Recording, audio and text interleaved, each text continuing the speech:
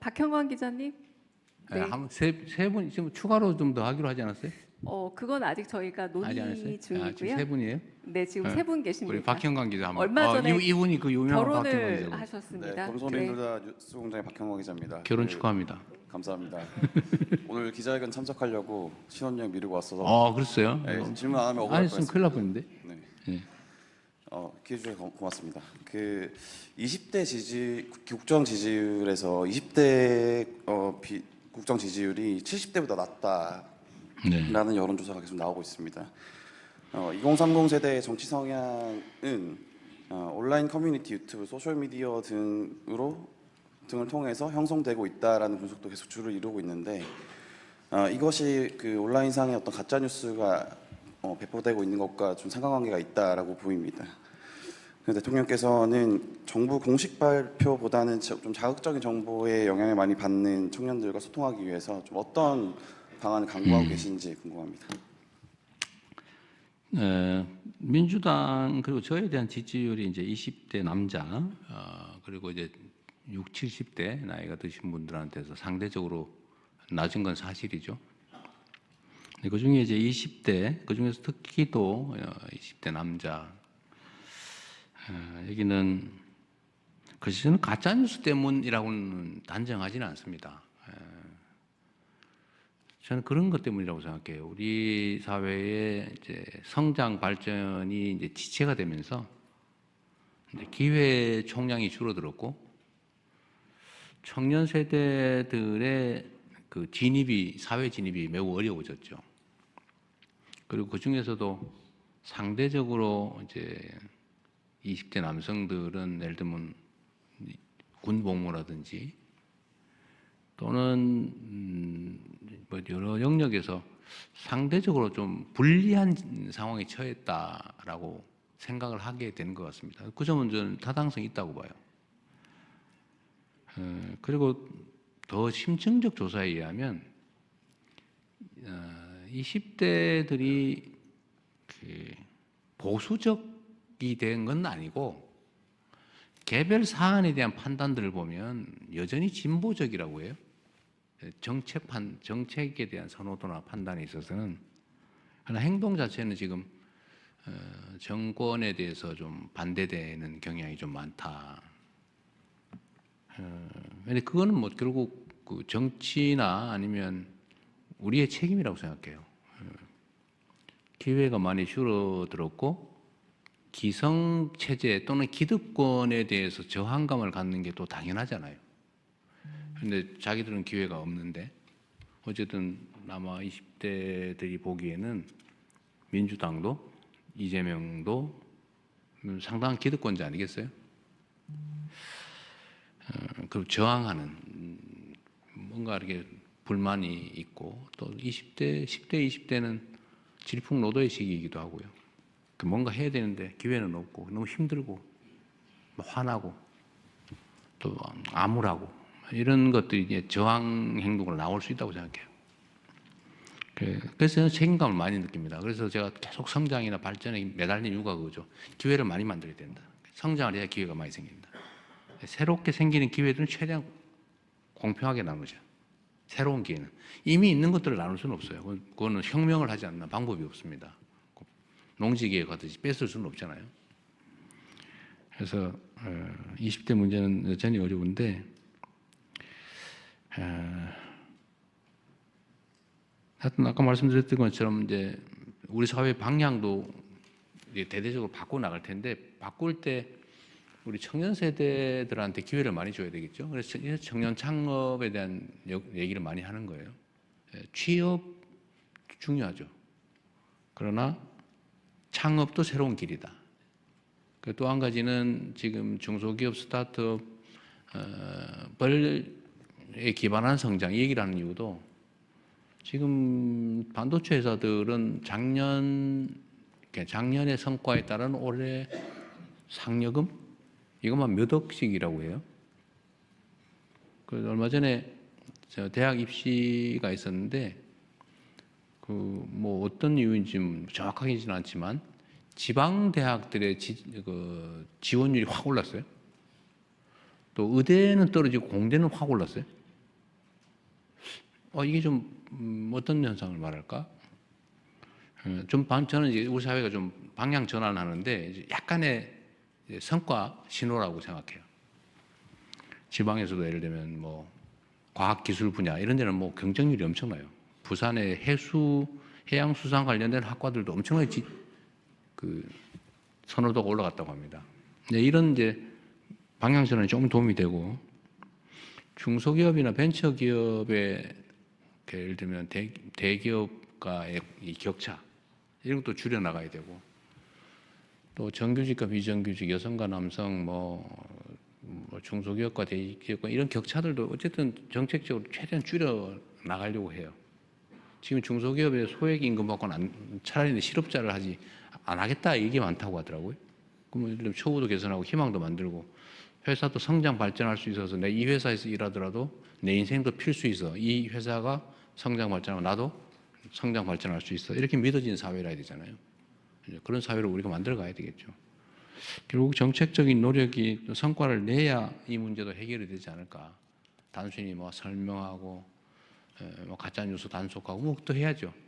해야 되겠지만 더 근본적인 거는 더 좋은 기회를 더 많이 만들어내는 거. 그게 길이라고 생각합니다. 여기까지만 하고 이제 그만해야 될 것 같아요. 제가 나중에 억울하신 분은 별도의 기회를 갖도록 노력해 보겠습니다. 네, 감사합니다. 국민 여러분을 대신해 국내외 언론인 여러분들과 소통하며 지난 7개월 돌아보고 2026년 이재명 정부가 이를 대전환의 길을 보여드리는 소중한 시간 이제 마무리하겠습니다. 끝으로 갈수록 점점 더 재밌어져서 좀 끝내기 아쉬워졌던 것 같습니다. 네. 그럼 대통령께서 먼저 자리를 떠나겠습니다. 네. 하여튼 여러분들 이렇게 긴 시간 함께해 주셔서 감사드리고요. 여러분들의 질문이 곧 우리 국민들께서 가지시는 의문이거나 질문일 텐데 하여튼 최선을 다해서 좀 많이 말씀드리려고 했지만 그러지 못했는 것 같습니다. 가능하면 자주 뵙도록 할게요. 사실 저는 자주 하고 싶은데 우리 참모들이 뭘 그렇게 자주 하냐고 그래서 실수할까 봐 그러겠죠. 오늘도 아마 제가 얘기한 것 중에 꼬투리 잡혀가지고 어디 사설에 나올지도 모르죠. 그런 위험을 감수하고서라도 자주 뵙도록 노력하겠습니다. 그리고 다행히 한 7개월 이렇게 지났는데 나라가 조금씩 정상화되는 성과가 있는 것 같습니다. 혼란들이 많이 정리된 것 같고 또 기대도 조금씩은 살아나는 것 같아요. 그런 걸 보면서 많이 보람을 느끼고 또 제가 국가 공직자의 한 시간은 5,200만 시간의 가치가 있다. 계속 제가 강요들이나 공무원들한테도 많이 말씀드립니다. 공직자가 어떻게 행동하느냐에 따라서 그 나라의 운명이 결정됩니다. 가진 시간을 또 주어진 권한을 귀하게 여기고 또 앞으로도 최선을 다하겠다는 말씀을 드립니다. 새해 복 많이 받으십시오. 고맙습니다.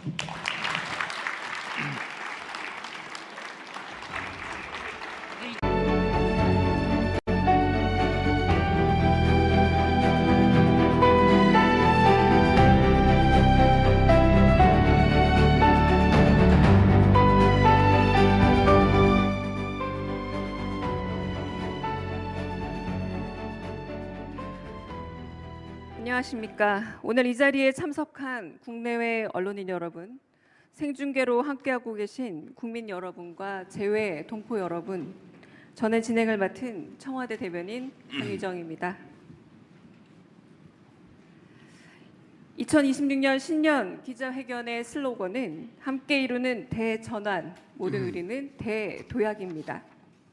오늘 기자회견은 먼저 기획 영상을 함께 보고 이재명 대통령의 모두 발언과 질의응답 순으로 이어집니다.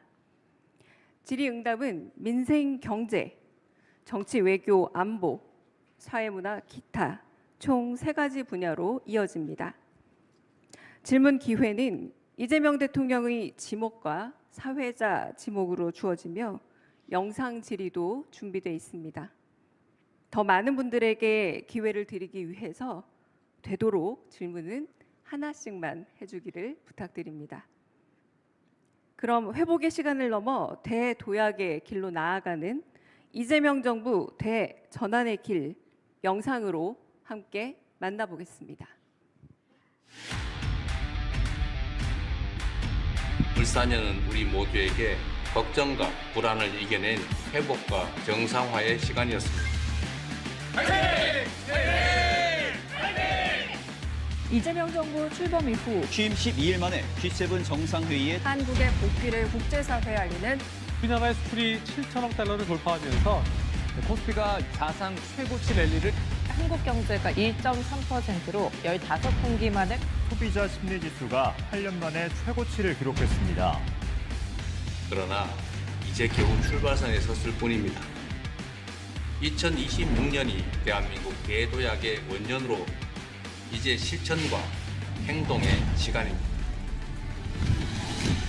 기회와 성장의 과실을 고루 나누는 모두의 성장으로 대전환하겠습니다.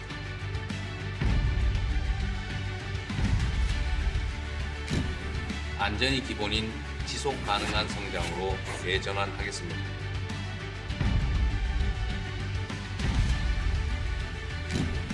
문화가 이끄는 매력적인 성장으로 대전환하겠습니다.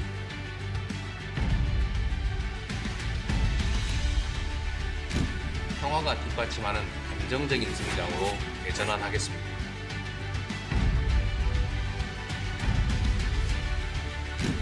수도권 중심 성장에서 지방 주도 성장으로 대전환하겠습니다.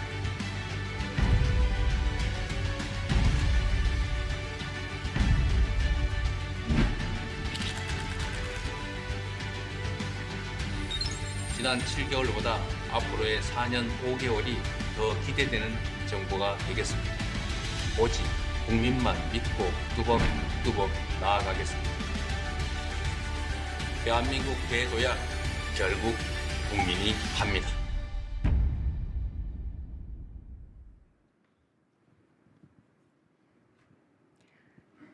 이재명 정부가 실행할 5가지 대전환의 길을 국민 여러분이 현장에서 체감할 수 있게 흔들림 없이 추진해 나가겠습니다.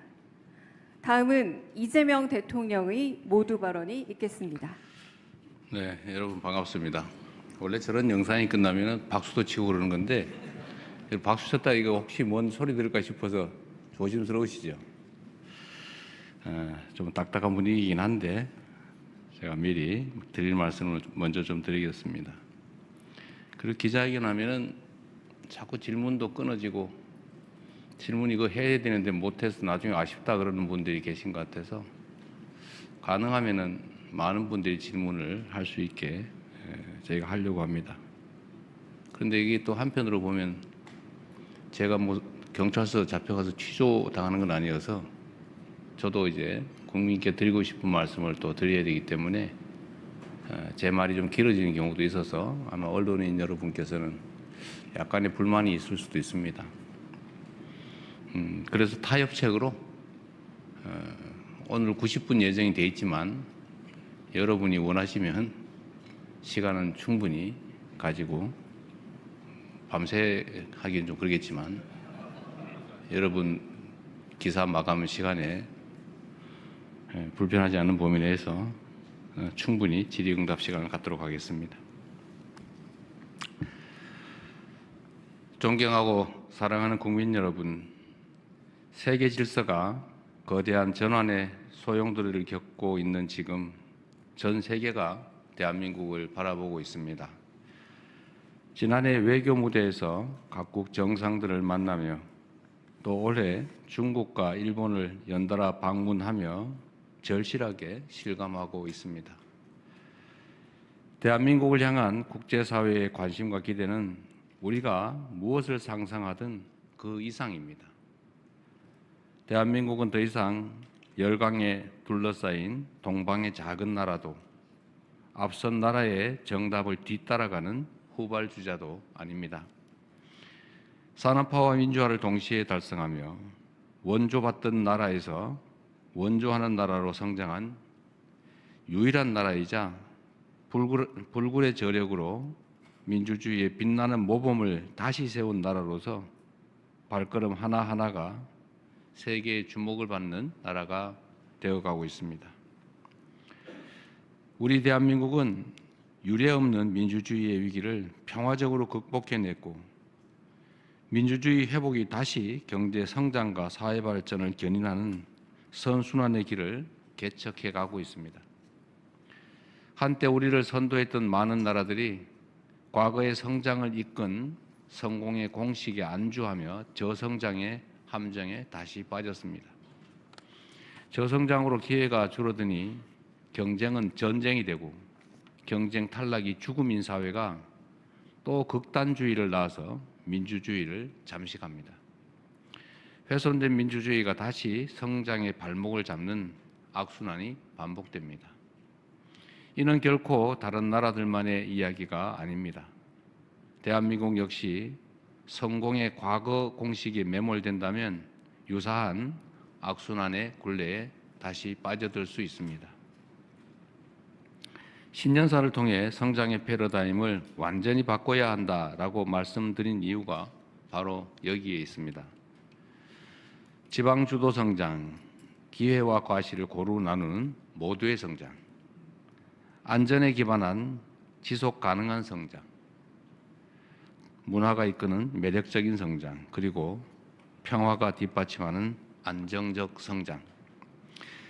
제가 말씀드렸던 이 5가지 대전환의 길은 대한민국을 대도약의 새로운 미래로 이끌 지름길이자 전 세계에 보여줄 성장과 도약의 새로운 모범이 될 것입니다.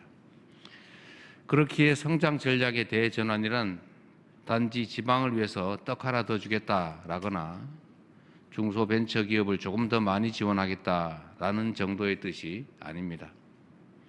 국정 운영의 순위를 하나부터 10까지 모두 재조정하고 정부가 지닌 자원과 역량을 완전히 재배치하여 대한민국의 성장 지도를 다시 그려내겠다는 야심찬 시도입니다.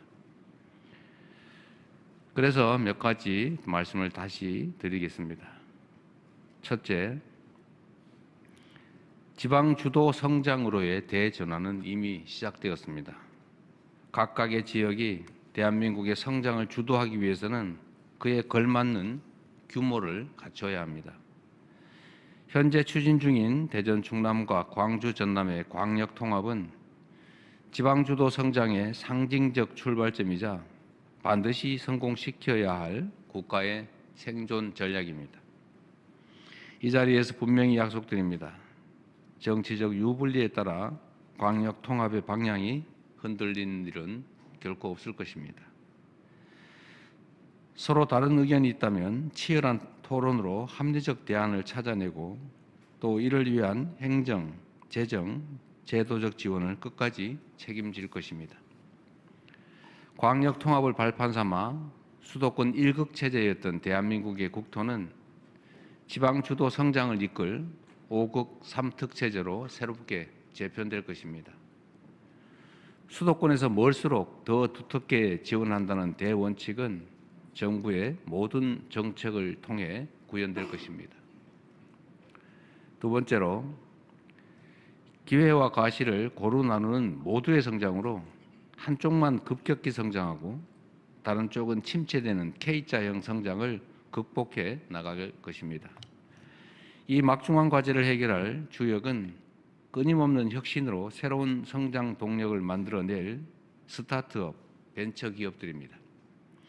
이미 대한민국 기업들은 미국 CES에서 혁신상을 휩쓸 정도로 충분한 저력을 가지고 있습니다. 청년 기업인과 창업가들이 자유롭게 도전하고 마음껏 혁신의 길을 개척할 수 있도록 스타트업 벤처 열풍 시대를 만들어 함께 구체적인 정책들을 챙겨나가겠습니다.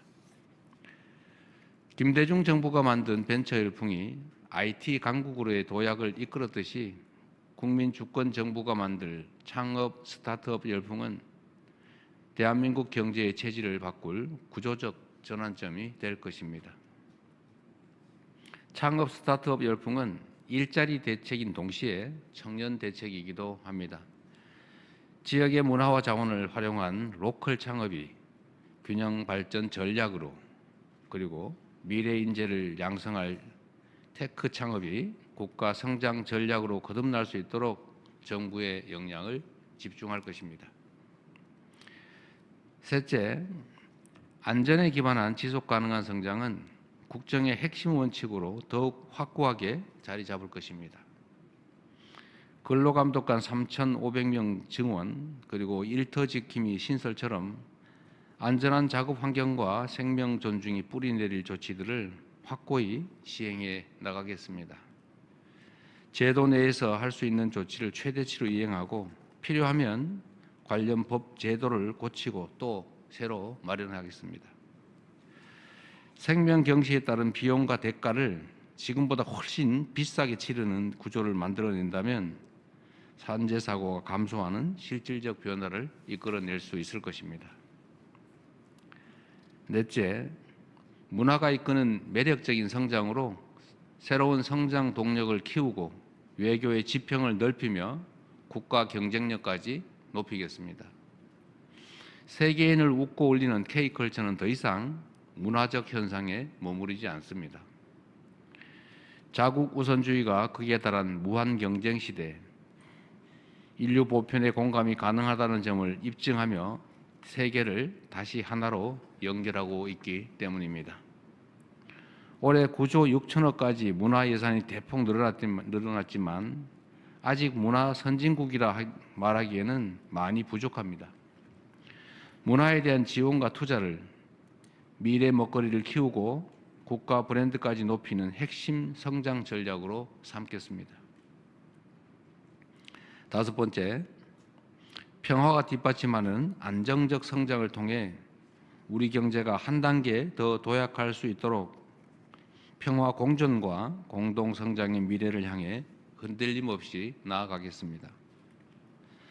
우선 페이스메이커로서 북미 대화가 가급적 조기에 성사될 수 있도록 외교적 노력을 다하고 남북 대화도 재개될 수 있는 여건을 차근차근 조금씩이나마 지속적으로 만들어 가겠습니다. 남북 간 우발 충돌을 방지하고 정치 군사적 신뢰를 구축하기 위해 9.19 군사 합의를 복원해 나가겠습니다. 아울러 평화가 남북 모두에게 이익이 되는 창의적 해법들을 지속적으로 모색하겠습니다. 이 날선 냉랭함이 한 번에 녹지는 않겠지만 북측의 호응을 이끌어내고 한반도의 긴장 완화를 이룰 실현 가능한 조치를 일관되게 지속적으로 추진해 가겠습니다. 굳건한 한미 동맹과 강력한 자주 국방, 국익 중심 실용 외교를 토대로 한반도 평화를 증진하고 핵 없는 한반도를 향해 의미 있는 발걸음을 계속 내딛겠습니다. 사랑하는 국민 여러분, 이제 국력을 키워야 합니다. 앞서 말씀드린 5가지 대전환을 성공적으로 이뤄낸다면 우리 대한민국은 세계의 미래를 선도할 강국으로 성큼 성장해 있을 것입니다. 굴곡진 대한민국 역사에서 국력의 원천은 언제나 국민이었습니다.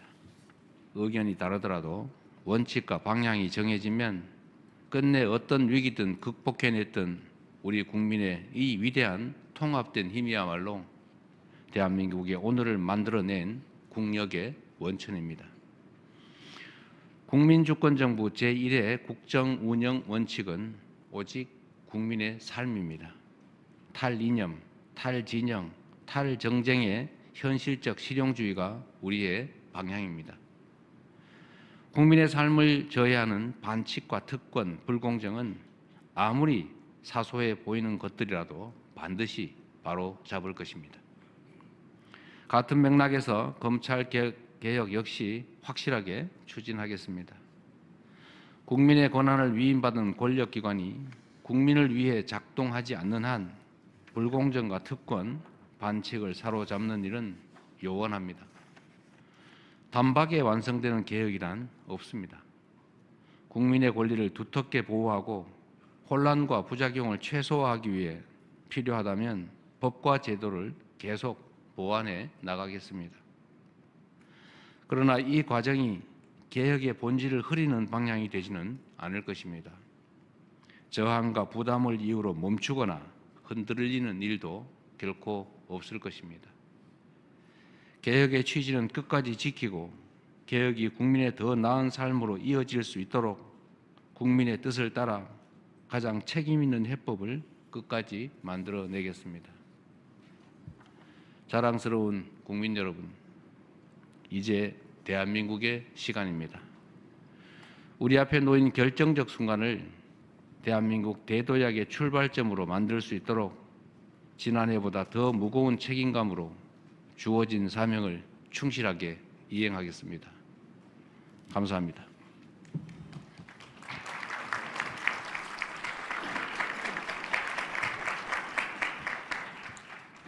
말씀 고맙습니다. 지금부터 질의응답 시간 갖겠습니다. 첫 번째로 민생, 경제 분야입니다. 제가 먼저 두 분 지목드리겠습니다. 질문하실 분은 손을 들어주시면 감사하겠습니다. 네. 첫 번째 질문이다 보니까 거의 모든 분들이 손을 들어주셔서 제가 좀 마음이 무거운데요.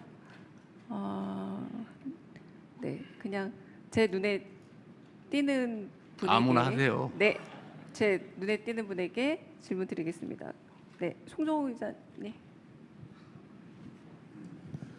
제가 첫 번째 질문자가 될 거라고 생각을 못하고 손을 들었는데 첫 번째 질문자가 되고 보니까 급격하게 긴장이 됩니다. 서울경제 송정호 기자입니다.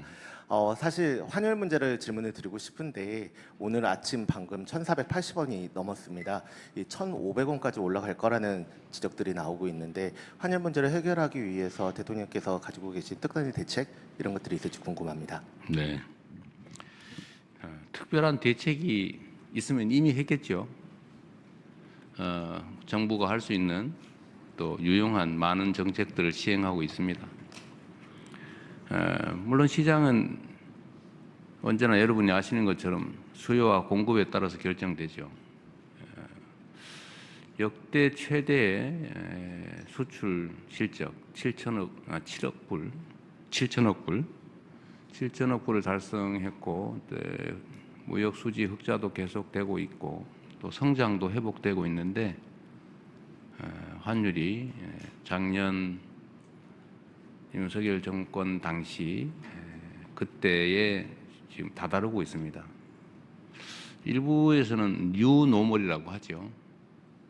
그리고 지금 원화 환율은 N 환율에 연동되는 측면이 있습니다. N 달러 환율에. 근데 일본에 비하면 우리는 평가 절하가 좀 덜 된 편이에요. 거기가 지금 기준으로 하면 일본 기준에 우리가 그대로 맞추면 아마 한 1,600원 정도 돼야 되는데 N의 달러 연동에 비하면 좀 그래도 잘 견디고 있는 편이다 이렇게 봐주시면 될 것 같습니다. 관련 책임 당국에 의하면 한두 달 정도 지나면 1,400원 전후로 떨어질 거다라고 이렇게 예측들을 하고 있습니다. 이게 이제 여러 가지 불리한 측면도 있고 또 수출 기업들에게는 유리한 측면도 있는데 어쨌든 대한민국만의 독특한 현상은 아니어서 우리 대한민국만의 정책으로 쉽게 이걸 원상으로 되돌리기는 어려운 상황으로 판단이 됩니다. 지속적으로 가능한 수단들을